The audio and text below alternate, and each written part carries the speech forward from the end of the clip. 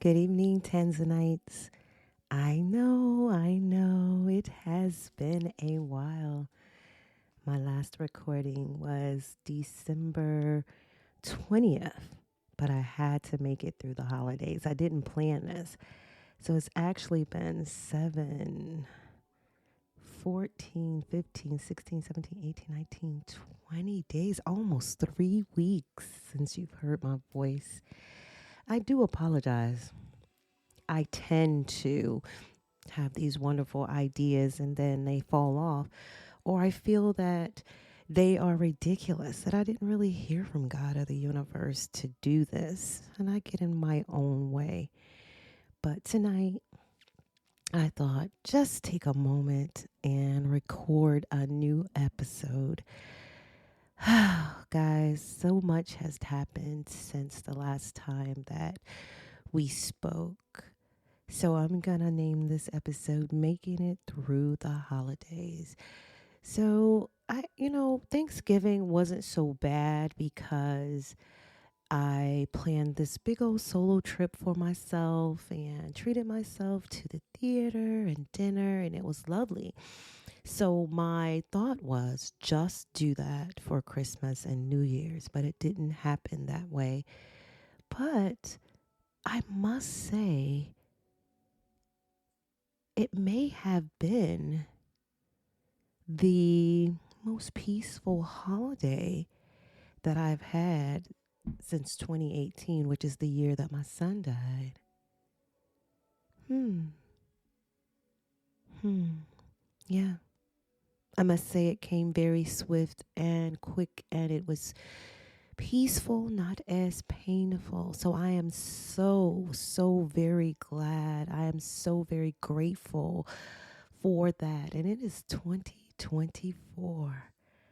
Can you believe that? It is 2024, January 10th. Whew, it blows my mind sometimes that in the year 2000, we thought the world was going to end because of 2K. For you young people, you have to Google it. I mean, it is 2024. I think the most painful thought that I had is I'm entering another year that my son won't see with me. But I'm still here. The Color Purple has made a remake. I went to see that. That was glorious. And I still have some work to do. His work is done. Whew.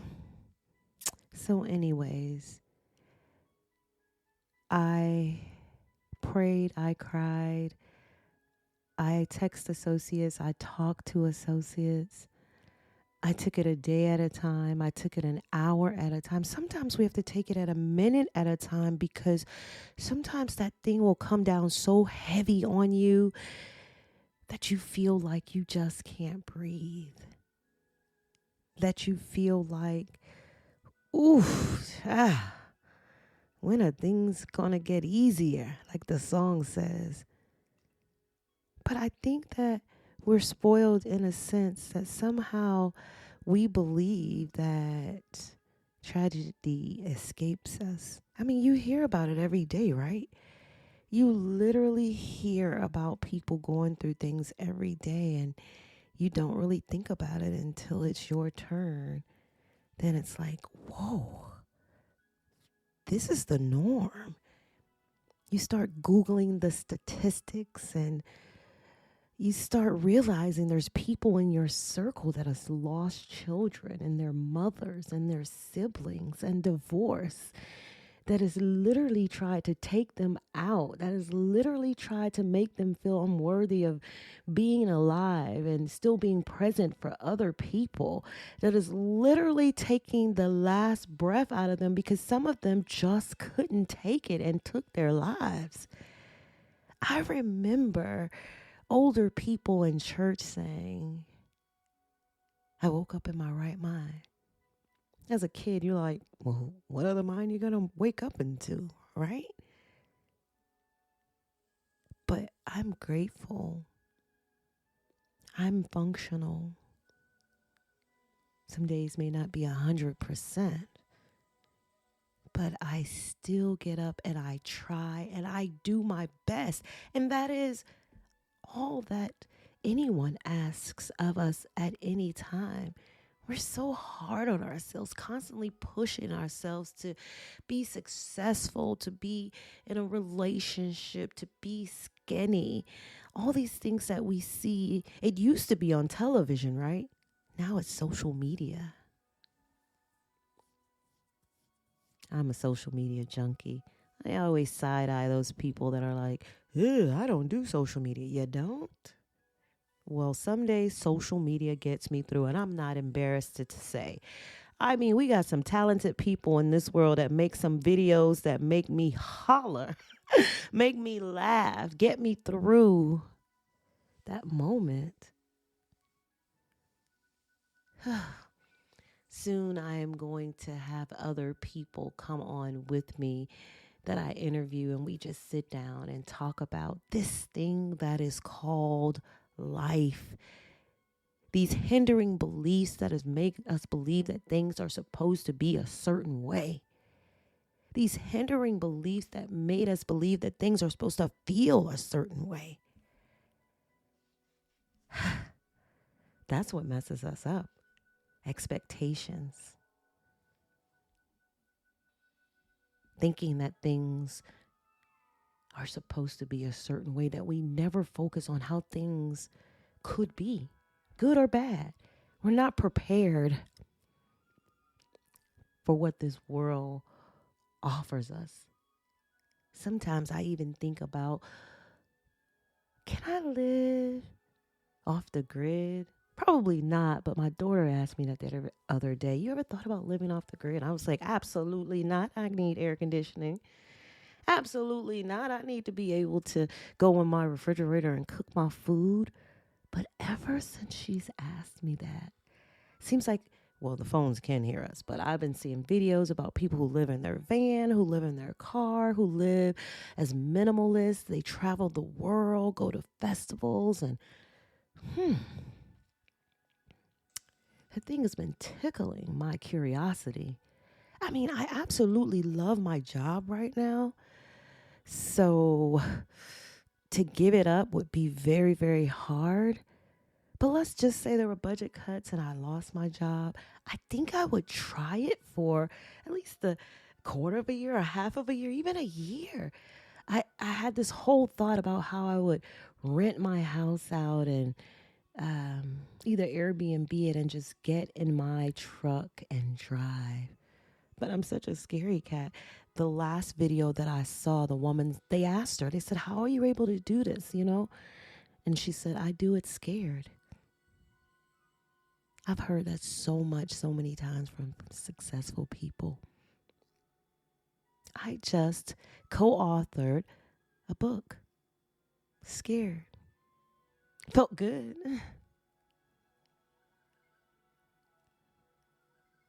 It felt good. I think if we just take the time to do one new thing that scares us, eventually it will be more things. And it doesn't have to be anything big, like jumping out of an airplane. That's the biggest thing I can think of right now that I would never do. It could be something so very small, like going to the movies alone, treating yourself to a nice dinner alone, getting all dressed up and ordering whatever you want off the menu, not looking at the prices. Whoa, that can be scary, right? Just truly trying a different nail color, a different hairstyle, a different style of clothes, a heel a little higher, a heel a little lower. Man, do it scared. I've heard that. And after my son was killed, a lot of things, that's what I did. A lot of things I didn't have a choice, like applying for a different type of job. I thought I was going to retire from the job I had almost for 15 years.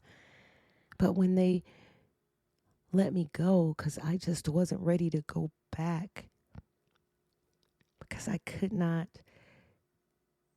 navigate this grief journey without my son. I mean, and then people just kept dying in my family back to back. So I just didn't have a time to recover.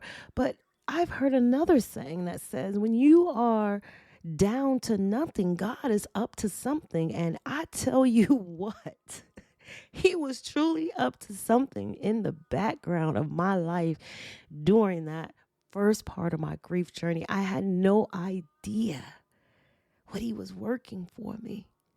I had no idea. And I'm so thankful and I'm so grateful. Someone asked me recently, how can you believe in a God that would allow somebody to murder your son, murder your sister? My answer is always this. Do either of us know what the truth is? No. I would rather serve God and find out he's not real than to not serve him and find out that he is. That is my ultimate go-to answer for that. There are mysteries of this world that some of us will never understand. Of course, we have those enlightened people that research everything and know everything. I am not that person. Sometimes I even say, hey, I am not woke.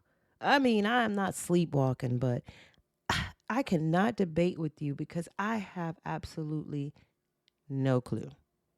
And I have absolutely no desire to figure it out when I'm trying to figure out life itself and how to survive on a daily basis. You know what I'm saying? Like, I have enough to try to figure out than to research all the way back to, I don't know, the Latin origin of things, you know?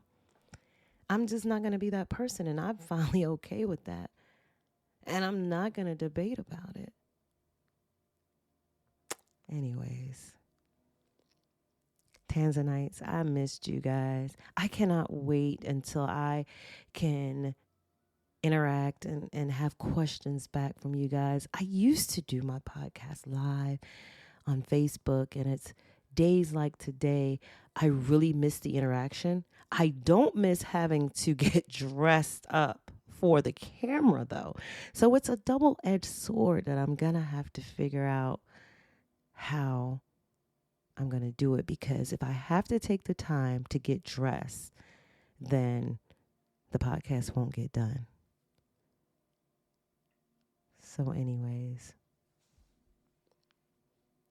I made it to 2024, and I hope that you guys made it with a sane mind.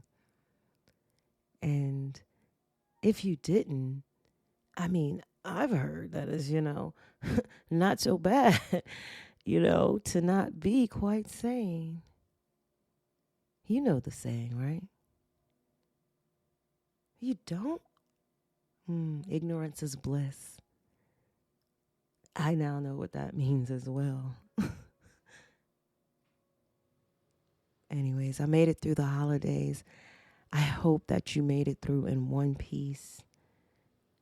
Tanzanites, this is Tanya, DJ Miss Tan Cummings, signing off. Thank you for joining me.